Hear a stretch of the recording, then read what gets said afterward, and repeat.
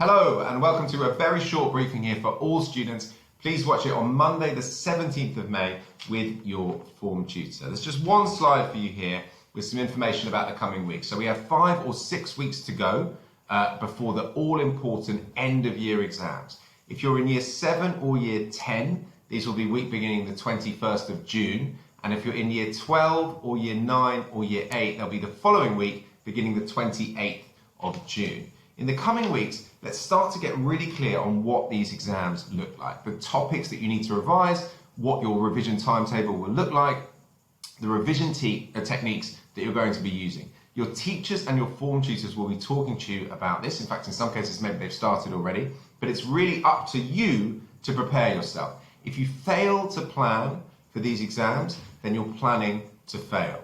All of the results will be reported back to your parents. It's important that I'm clear about that. And your classes and your targets next academic year, in many cases, will be informed by how you do in these end of year exams. Half term will be a chance to revise, so this should be right at the top of people's agenda.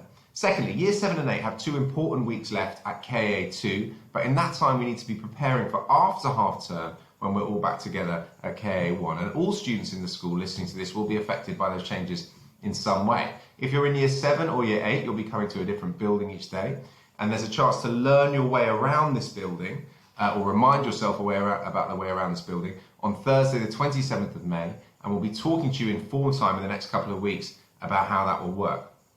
Students in all years, your timetable could change slightly after half term, perhaps a new room for a particular lesson, and the rules about break and lunch could change slightly as well.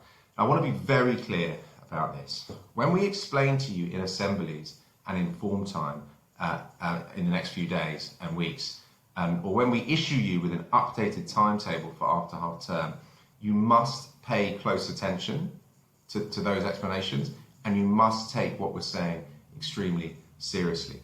We are not going to have, right? I'll say that again. We are not going to have a situation where students in this school after half term are saying, I don't know where I'm supposed to be. That'll be a detention for lateness or a detention for being in the wrong part of the building. Our staff have worked so hard to support you through this year and to protect your education. And what we need for you now with these small changes to the timetable is cooperation. So this brings me to behaviour more generally, and we're really pleased with how students have behaved overall since March the 2nd when we came back. And I'm grateful for the many students who work so hard to always meet our expectations. However, and it's important however, there's been too many times in the last few weeks where we found ourselves talking to students in detention, or even dealing with serious issues where students have been rude or aggressive towards each other. Now that's very rare, but it can occasionally happen. We have a really high bar here at KA. Students in this school are polite, they're sensible, they follow the rules. They do that inside school and outside school, in person and online. Where students don't do that, there are consequences for these things. Those include detentions or internal exclusions or fixed term exclusions, or even students having to leave the academy. Now that is not going to change. That is not going to change. Our expectations will remain sky high. So if you're below them right now, if you're here or here, then you need to come up to this level. And that has always been the message, but it's even more important in the context of what I'm saying here about building up towards exams and coming back together into one building. Now, your parents support us with this focus on discipline. That's why they picked KA in the first place. And we had an important chance to talk directly to your parents recently, if you're in year 12 or year 10 or year 9 at the parents' evenings. And if you're in year 7 or year 8, we've got a chance to talk to your parents after half term in the parents' evenings there, which are coming up. They're all taking place on the internet now, which is great.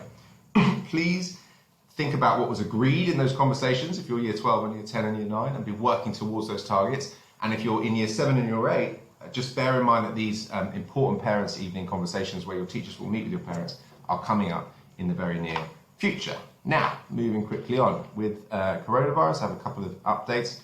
Social distancing remains important in the next few weeks and after half term as well. You know that the virus thrives on close contact, and you know that KA has actually always had a policy of no physical contact. Hand washing is also an important thing, particularly before you eat food, and avoid touching your face.